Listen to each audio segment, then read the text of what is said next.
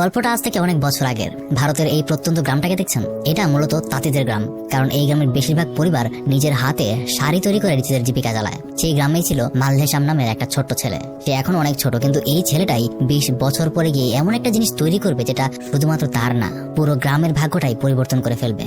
তাই দেখতে থাকুন। আজকে বলছি 2019 সালে তেলেগু ভাষায় মুক্তিপ্রাপ্ত একটা সিনেমার গল্প। সিনেমাটার নামও মাল্লেশাম।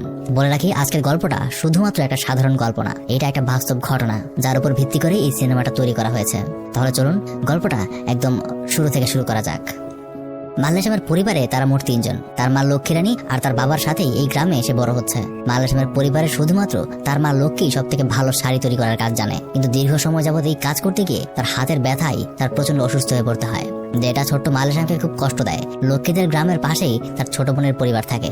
তাদের পারিবারিক অবস্থা তেমন একটা ভালো না। এই হলো লক্ষ্মীর বোন জামাই, তার নাম নুরুল। রাতের বেলা নুরুল তার গ্রামের মুদি দোকানে নিজেদের ছেলে মেয়েদের জন্য জুস কিনতে এসেছে, কিন্তু দোকানদার তাকে সোজা না করে দেয়, কারণ সে এমনিতেই গত 4 মাস ধরে বাকি টাকা দিতে পারেনি। তো নুরুল দোকানদারের কাছে অনেক অনুরোধ করে যেন এবারের মতো তাকে ফিরিয়ে না দেয়। এই দোকানদার তাকে শেষবারের মতো বাকিতে জিনিস বিক্রি করে, আর সেই জুসের বোতলগুলো নিয়ে নুরুল সোজা তার বাসায় চলে যায়। তার 2 ছেলে মেয়ে এটা দেখে খুবই খুশি হয়। রাতের বেলা খাওয়া দাওয়া শেষ করে নুরুল তার পরিবারের সবাইকে নিয়ে সেই জুস খায়, কিন্তু এই খাওয়াটাই ছিল তার শেষ খাওয়া। পরদিন গ্রামবাসীরা তাদের পুরো পরিবারকে মৃত অবস্থায় খুঁজে পায়। এদিকে খুব সকালবেলাতেই লক্ষ্মীর কাছে খবর চলে আসে যে তার ছোট বোন তাদের পুরো পরিবার সহ বিষ খেয়ে নিজেদের শেষ করে দিয়েছে। এটা শুনে লক্ষ্মী তখনই তার ছোট বোনের বাড়িতে ছুটে যায়, আর সেখানে তার ছোট বোনের পুরো পরিবারকে মৃত লাশ হয়ে পড়ে থাকতে দেখে, যা দেখে সে মোটেও নিজেকে আর শান্ত রাখতে পারে না।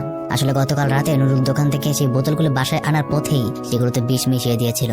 আর তার এমন সিদ্ধান্তের পেছনে মূল কারণটা ছিল তাদের পরিবারের উপর বিশাল ঋণের বোঝা, যেগুলো নুরুল আর তার পরিবারকে তিলে তিলে শেষ করে দিচ্ছিল। এত টাকা ঋণের বোঝা কোনোভাবেই পরিশোধ করতে না পেরে নুরুল আর তার বউ এমন সিদ্ধান্ত নিয়েছে। সেদিন দিনের সময়টায় তাদের শেষকৃত্যের কাজ শেষ করে লক্ষ্মী তার ছেলে মাল্লেশামকে নিয়ে বাড়িতে ফিরে আসে। আজকের এই ঘটনা যেন সে এখনো পর্যন্ত মেনে নিতে পারেনি। মাল্লেশাম তার মায়ের মনের অবস্থা দেখে জিজ্ঞাসা করে যে খালুরা মরে কেন গেল। সেখানে তার মা তাকে বোঝায় যে তারা অনেক ঋণ করে ফেলেছিল, আর সেগুলো পরিশোধ করতে না পারার কারণে অপমান সহ্য করতে না পেরে তারা এই কাজ করেছে। তখন ছোট্ট মাল্লেশাম তার মাকে জিজ্ঞাসা করে, যদি কখনো আমরাও ঋণ করে ফেলি তাহলে কি আমরাও তাদের মতোই মরে যাব? এটা শুনে তার মা তখনই তাকে নিষেধ করে। নিজেকে শেষ করে দেওয়ার মতো ঘৃণ্যতম কাজ আর কোনো কিছুই হতে পারে না। তারপর আরো অনেকগুলো দিন কেটে যায়। মাল্লেশাম প্রায় সময়টাতেই তার মাকে সাহায্য করে। ঠিক এমনই একদিন তার 2 বন্ধু তাকে স্কুলে যাওয়ার জন্য ডাকতে আসে, তাই মাল্লেশাম তার অর্ধেক কাজ রেখে স্কুলে চলে যায়। এমনিতে মাল্লেশাম খুবই চঞ্চল প্রকৃতির একটা ছেলে। স্কুলে গিয়ে বন্ধুদের সাথে হাসি তামাশা আর মজা করছিল। তখন এই অবস্থায় ক্লাসের টিচার চলে আসে, যার কারণে টানা 10 মিনিট তাকে কান ধরে বসে থাকতে হয়। আর এইদিকে তাদের বাড়িতে আজকে একজন সাপ্লায়ার তাদের থেকে অর্ডার করা শাড়িগুলো নিতে এসেছে। তো গুনে দেখার পর সে দেখতে পায় যে এখানে অর্ডারগুলো সবগুলো শাড়ি নেই, কিছু কম আছে। মাল্লেশামের বাবা তখন তাকে বোঝায় যে লক্ষ্মীর হাতে খুবই ব্যথা, এই অবস্থায় সে কাজ করতে পারে না। সামনের মাসে তারা ঠিকই চাহিদা অনুযায়ী আবার শাড়ি তৈরি করে দেবে। পাশাপাশি এবার মাল্লেশামের বাবা আমরা দেখেছি যে ছোটবেলা থেকেই মাল্লেশামের ইলেকট্রিক্যাল বিষয়গুলোর প্রতি একটা আলাদা আগ্রহ আছে, তাই রাতের বেলায় সে আব্দুলের বইগুলোকে পড়তে থাকে।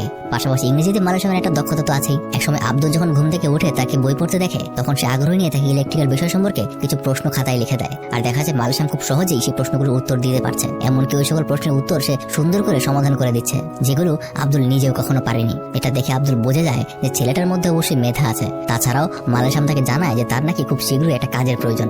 পরদিন আব্দুল তার এক পরিচিত আঙ্কেলের সাথে মাল্লেশামের পরিচয় করিয়ে দেয়। তার এই আঙ্কেল আসলে কনস্ট্রাকশন সাইটের একজন পরিচালক। সেখানে কথাবার্তা বলে আব্দুল মাল্লেশামের জন্য একটা কাজের ব্যবস্থা করে দেয়, আর তাকে কিছু টাকাও দিয়ে বলে যে আপাতত চলতে থাকো, মাস শেষে বেতন পেলে ফেরত দিয়ে দিও। সেদিন মাল্লেশাম পদ্মার জন্য নতুন একটা শাড়ি কিনে নেয়, আর যা দেখে পদ্মা অনেক খুশি হয়। পাশাপাশি সে মাল্লেশামকে একটা খুশি সংবাদ দেয়, তাদের ঘরে এবার নতুন মানুষ আসতে চলেছে, অর্থাৎ মাল্লেশাম বাবা হতে চলেছে।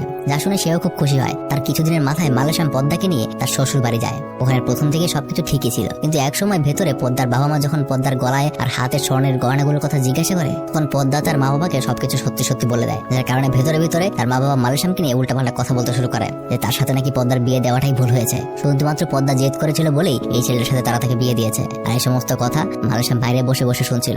এই কারণে একসময় অপমান বোধ থেকে সে ঘর থেকে বের হয়ে আসে, আর পেছনে পেছনে তখন পদ্মাও ঘর থেকে বের হয়ে আসে, আর তাকে বলে যে বাড়িতে তোমার সম্মান থাকবে না, ওই বাড়িতে আমিও থাকবো না। তারা দুজন আবারও শহরে চলে আসে, আর এইভাবেই তাদের সময় কাটতে থাকে। এক রাতে মাল্লেশাম দেখতে পায় বিছানায় পদ্মার পাশের জায়গাটাতে রক্ত লেগে আছে।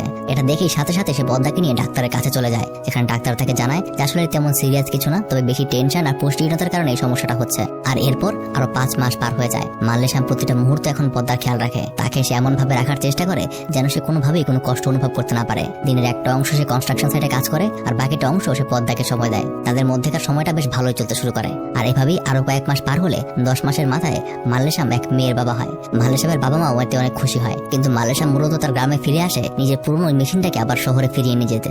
কিন্তু এই বিষয়টা তার বাবা মোটেও পছন্দ করে না, কারণ কোনো এক সময় এটার কারণে তাদের পরিবারকে অপমানের মুখে পড়তে হয়েছে। আর বর্তমানে যেহেতু তাদের পরিবার ভালোই চলছে, তাই সে আবার ওই অপয় মেশিনটাকে তাদের জীবনে ফিরিয়ে দিতে চায় না। তাই রাগের মাথায় মাল্লেশামের বাবা ওই মেশিনের উপর কেরোসিন দিয়ে সেটাতে আগুন ধরিয়ে দেয়। আর মাল্লেশাম কিছু করতে না পেরে শুধু দেখে বসে বসে কাঁদে। রাতের বেলা মাল্লেশাম তার বন্ধুদের সাথে দেখা করে, সেখানে তার বন্ধুদের সে বলে, আমার স্বপ্নকে আর কাঠের বানাবো না, এবার সোজা লোহার তৈরি করব, যেন কেউ আর পুরাতে না পারে। পরদিন মাল্লেশাম তার মা বাবার থেকে বিদায় নিয়ে আবার শহরে চলে যায়। এবার আব্দুল তাকে লোহার যন্ত্রাংশ তৈরি একটা কারখানায় নিয়ে আসে। এখানকার মালিক তার পরিচিত, তাই মাল্লেশামের সাথে আব্দুল তার পরিচয় করিয়ে দেয়। প্রথম লোকটা তাকে সাহায্য করতে নিষেধ করে দিচ্ছিল, তো যখন মাল্লেশাম তার এই পর্যন্ত করা স্ট্রাগল সবকিছু সম্পর্কে জানায়, তখন সে রাজি হয়। এরপর থেকে মাল্লেশাম পুরো দমে 1 বছরের জমানো টাকা দিয়ে সেই কারখানার মালিকের সহায়তায় তার স্বপ্নের মেশিনটা তৈরি করতে শুরু করে। প্রতিদিনের কষ্ট যেন তার জীবনের সঙ্গী হয়ে উঠেছে। কিন্তু বাসায় ফিরে নিজের ছোট মেয়েটাকে দেখলে তার কাজের উৎসাহ আরো বেড়ে যায়। আর অবশেষে মাসখানেক কষ্ট করার পর মাল্লেশাম তার স্বপ্নের মেশিনটাকে বানিয়ে ফেলে। কিন্তু সেটাকে অন করার পর সে যেমনটা পরিকল্পনা করেছিল, সেই পরিকল্পনা অনুযায়ী আলাদা আলাদা ধাপে সুতোগুলো পৌঁছাতে পারছে না। সেগুলো যেন কেমন ছেড়ে ছেড়ে দিচ্ছে,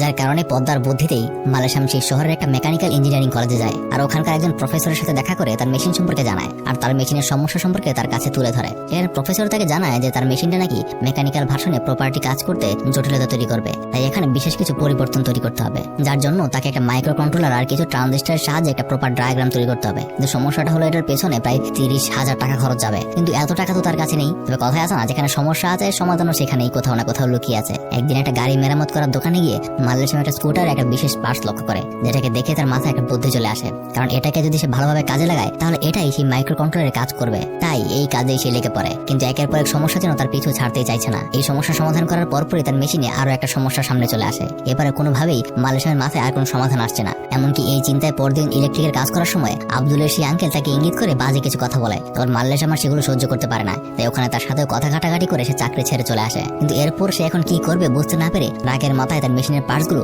এক এক করে খুলতে শুরু করে, আর সেগুলোকে তার বাড়ির পাশের একটা ভাঙ্গারের দোকানে বিক্রি করে দেয়। কিন্তু এই সকল কাজ করে তার মনের ভেতরে খুবই অশান্তি লাগছিল। সে কোনো মতেই তার সিদ্ধান্ত নিতে পারছিল না। এভাবে পরদিন সকাল হয়ে যায়। মাঝখানে মাল্লেশাম তার জমানো কিছু টাকা দিয়ে পদ্মাকে একটা সেলাই মেশিন কিনে দিয়েছিল। কিন্তু আজকে হঠাৎ সেই সেলাই মেশিনের ববিনের একটা অংশ দেখে ওটাকে ভালো মতো সে পর্যবেক্ষণ করতে শুরু করে। আর কিছুক্ষণ দেখার পর সে তার বানানো সেই মেশিনের সমস্যার সমাধান খুঁজে পায়। তাই গতকাল যে ভাঙারিওয়ালার কাছে সেই নিজের মেশিনের পার্টসগুলো বিক্রি করেছিল, সে আবারও তার কাছে ছুটে যায়। কিন্তু লোকটা জানায় যে কিছু আগেই সেগুলো কিছু অন্য একজনের কাছে বিক্রি করে দিয়েছে। তাই মাল্লেশাম দৌড়ে তাকে খুঁজতে শুরু করে। আর এক সময় সে মেশিনের অংশগুলো পেয়েও যায়। সে আবারও বাড়ি ফিরে আসে আর মনোযোগ দিয়ে মেশিনের সমস্ত সমস্যাগুলোর সমাধান করতে শুরু করে। আর একদিন সে সফল হয়। তার কিছুদিন পর মাল্লেশাম তার মেশিনটাকে নিয়ে তার গ্রামে ফিরে আসে। গতকালকেই গ্রামের সবাইকে এসে আমন্ত্রণ জানিয়েছে যেন সবাই তার মেশিনটা দেখতে আসে। সেই সুবাদেই তারা এখানে এসেছে। তার বাবা এক কোণায় দাঁড়িয়েই তার মেশিনটা দেখছে, কারণ রাগের মাথায় গতবারে করা কাজের কারণে তার ছেলের সামনে আসার সে সাহস পাচ্ছে না। এখানে কেউ কেউ মাল্লেশামের প্রশংসা করছে, আর কেউ কেউ তাকে নিয়ে ঠাট্টা মশকরা করছে যে এই মেশিন চলবে না, এই মেশিন একটু পরেই বন্ধ হয়ে যাবে। একসময় মাল্লেশাম তার মেশিনের সুইচটা অন করে,